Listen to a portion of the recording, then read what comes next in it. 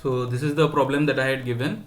Find the values of m and n for which the integral 0 to 1 e to the power mx, e to the power minus mx, x to the power n dx converges. Okay.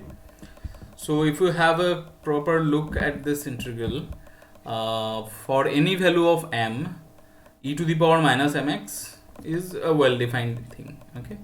So the value of m doesn't matter. Okay. What matters is the value of n. Okay. And there is a chance that the integral is improper when n is less than 0. Okay. If n is greater than or equal to 0, there is no chance. When n is less than 0, this x will come in the denominator. Okay. So at x equal to 0, we will have an infinite discontinuity. Okay. So the integral is improper only if n less than 0, no matter what the values of m are. Okay. So for n less than 0, so we can write n as minus p, where p is greater than 0.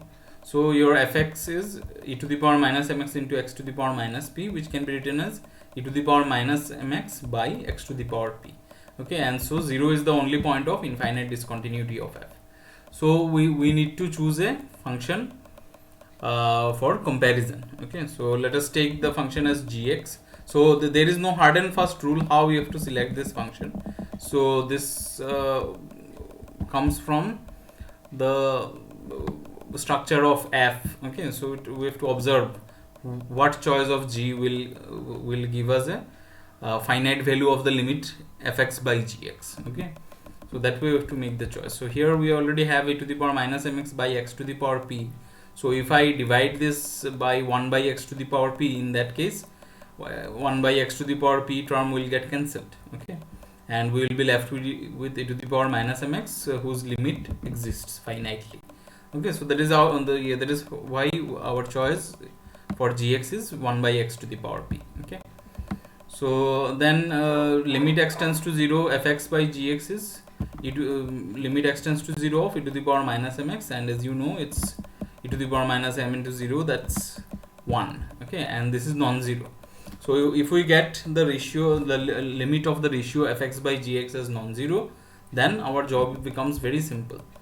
How it becomes simple? We use the second form of the comparison test, that is, if the limit is non-zero, then the integral 0 to 1 fx dx and integration 0 to 1 gx dx converge or diverge together.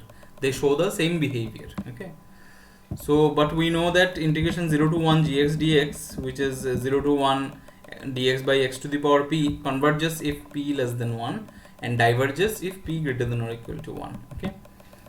So that means this integral, the original integral will converge if p is less than 1.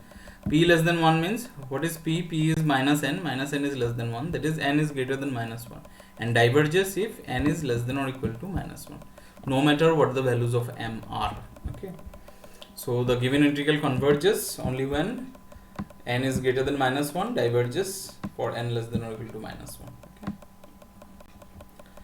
Okay, let us see another problem. Test the convergence of 0 to 1 log x by root x dx. Okay, so one thing you should note that if you look at the comparison, the statement of the comparison tests, we started with two positive functions. Okay, in order to carry out the comparison test, the functions have to be positive. Okay, but here you see this function log x by root x, this is actually a negative function in 0 1. In 0 1, when x lies between 0 and 1, log x is negative. Okay, so we cannot carry out the comparison test for the given function here, right? But we can always carry out the comparison test for minus of that function. Okay, so if minus of fx is integrable, right, converges, then fx also converges. Okay, so here log x is negative in 0 1, so we take fx equal to minus log x by root x. Okay, and minus log x can be written as log of 1 by x. Okay, so 0 is the only point of infinite discontinuity of f. So here we need to choose a function for comparison. Okay, so one choice is gx equal to 1 by x, 1 by root x. Okay, but in that case, what will happen? Fx by gx will become log of 1 by x, right? And if we take x tends to 0, it's infinite, but we want a finite quantity. Okay, so x to the power 1 by x to the power half is not working for us. What about 1 by x? If we take gx as 1 by x, then in that case fx by gx will be root x multiplied with log of 1 by x. Okay, so that is also not helping us in any way. So we take something between half and 1. Okay, so let's start with gx equal to 1 by x to the power 3 by 4. Okay, then what happens? Limit x tends to 0 plus fx by gx is limit x tends to 0 plus of log 1 by x by root x into x to the power 3 by 4. Okay, and that will be x to the power 1/4 multiplied with log of 1 by x. Okay, so what is happening here is this limit x tends to 0 plus of x to the power 1/4 into log of 1 by x. Okay, so if we just simplify, you will see it is in the form infinity by infinity. When x tends to 0 plus, 1 by x tends to infinity, log of 1 by x tends to infinity. Okay, and this 1 by x to the power 1/4, that also tends to infinity as x tends to 0 plus. So this is a limit in the form infinity by infinity. Okay, so we can apply L'Hopital's rule. So this is what we have done. If we apply L'Hopital's rule, if you differentiate this, derivative of log x, log 1 by x is 1 by 1 by x, so that is x multiplied with derivative of 1 by x, that is minus 1 by x squared. Okay, and derivative of this term is minus 1/4 into x to the power minus 1/4 minus 1. Okay, so if you simplify this, it comes out to be 4x to the power 5 by 4 by x. Okay, and this will reduce to 4x to the power 1/4, and this limit is 0. Okay, so for 0 we are not that means sure about the convergence. Only one way convergence we are sure. If you remember the earlier comparison test, we had written it as a note. If the limit comes out to be non-zero, then the integrals converge and diverge together. That's not a problem. But if the limit is 0, then if integration gx is convergent, then f is convergent. Okay, but we cannot say anything if g is divergent. Okay, so here we are safe because integration 0 to 1 gx dx is dx by x to the power 3/4. It converges because the power is less than 1. Okay, so in the earlier lecture also we had done one theorem. Integration a to b dx by x minus a to the power n converges when n less than 1, diverges when n is greater than or equal to 1. Okay, so here our comparison integral is convergent and the limit here is 0. So we can conclude by comparison test that this integral converges. Okay. Next, test the convergence of 1 to 2 root x by log x. Okay, so this integral. So again here here is positive because x lies between 1 and 2. So 1 is the only point of infinite discontinuity because when x tends to 1 plus, log x tends to 0. Okay, so that 1 by log x will tend to infinity. So 1 is the only point of infinite discontinuity. Okay, so we choose one comparison integral as gx equal to 1 by 1 minus x. Okay, then you will see that limit x tends to 1 minus of fx by gx is this, and which is of the form 0 by 0. So we can apply the L'Hopital's rule. So we will be left with half root x minus 3 by 2 into x to the power 3 by 2. So what is that? Half minus 3 by 2, that is minus 1, which is non-zero. So these two integrals converge or diverge together. But what do we know? We know that integration 1 to 2 gx dx is integration 1 to 2 dx by 1 minus x. It diverges because the power is 1. Hence the given integral also diverges. Okay, so this is there. So I give you one exercise to do at home. You will find it in Malik Aroda book also, but yeah, it is solved there. But before having a look at the book, please try to do it yourself. Okay, here you observe that sin x by x, you try to write sin to the power mx by x to the power n as sin x by x to the power something into x to the power something. Okay, that is the hint. So please try to do this. You show that it converges if and only if n is less than m plus 1. Okay. Next is show that integration 0 to 1 x to the power m minus 1 into 1 minus x to the power n minus 1 exists if and only if both m and n are positive. Okay, so for m greater than or equal to 1 and n greater than or equal to 1, the integral is proper. Okay, because there is no problem, all these things are in the numerator. Okay, but when m is less than 1, that is x m minus 1 is less than 0, 1 by x terms come up. Okay, so 0 is the point of infinite discontinuity in that case. If n is less than 1, then 1 is the point of infinite discontinuity. Okay, so these are the problems, but we have to deal with them separately. So that is why we consider the integrals 0 to half x to the power m minus 1 into 1 minus x to the power n minus 1, and another one is half to 1 x to the power m minus 1 into 1 minus x to the power n minus 1. Okay, so we test the convergence of I1 at 0.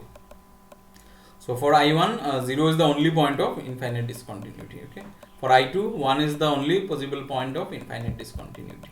Okay, so we study the convergence of I1 first. So let m less than 1 and f of x is this quantity. So let us write it in terms of this fraction 1 minus x to the power n minus 1 into divided by x to the power 1 minus n. Okay, and we choose gx as 1 by x to the power 1 minus m. Okay, in this case, because if you choose this, the ratio, this term will get cancelled and we'll be left with 1 minus x to the power n minus 1, which is equal to 1 for any choice of n. Okay, so that's not a problem. So limit x tends to 0 plus fx by gx comes out to be 1 for any value of n, whatever be the value of n, this is non-zero. So these two integrals converge or diverge together. Okay, so 0 to half f dx and 0 to half g dx converge and diverge together. But what we know that 0 to half dx by x to the power 1 minus m converges when 1 minus m is less than 1 and diverges when 1 minus m is greater than or equal to 1. That is convergence when m greater than 0 and diverges when m less than or equal to 0. Okay, so as a result, this integral converges if and only if m is greater than 0. Okay, similar to this, we study the convergence of I2 at 1. So for n less than 1, we take fx as x to the power m minus 1 into 1 minus x to the power n minus 1. So which can be written as x to the power m minus 1 into divided by x to the power m minus 1 divided by 1 minus x to the power n 1 minus n.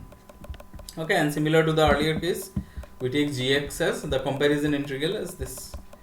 Okay, so the ratio will come out to be 1.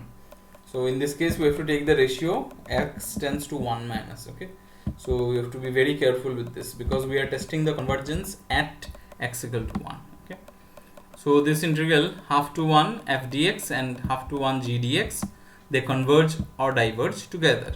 But what we know that this integral converges if 1 minus n is less than 1 and diverges if 1 minus n is greater than or equal to 1.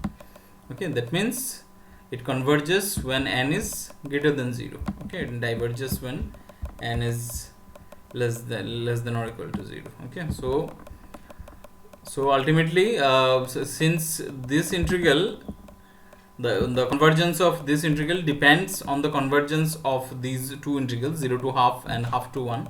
Okay, so the first integral I1 converges only when m is greater than 0 and I2 converges if and only if n is greater than 0. So since the convergence of this integral depends on the convergence of both I1 and I2, so what is our conclusion? The integration 0 to 1 x to the power m minus 1 into 1 minus x to the power n minus 1 converges if and only if m comma n greater than 0. Both m and n are positive. Okay, only then it will converge. Okay, so this is a very special integral or very popular integral which is called the beta function. Okay, for m comma n greater than 0, the integral 0 to 1 x to the power m minus 1 into 1 minus x to the power n minus 1 dx is called beta function, and it is denoted by beta mn. So there are many properties associated with it. So by the at the end of this unit, we will study about beta and another one gamma function. Okay, so yeah. So for today, I give you these exercises which you can try solving. These are taken from the book by Malik and Arora. Just you need to find out the comparison integrals and then find out the values for which these are convergent or divergent, like that. Okay, so please try to complete these homeworks, and I'll give the next lecture within 2 days. Hopefully within 2 days I'll give the next lecture where we'll discuss the convergence of integrals at infinity, when the limits are infinite. Okay, if the limits are infinite, how to study the convergence. Okay, so thank you.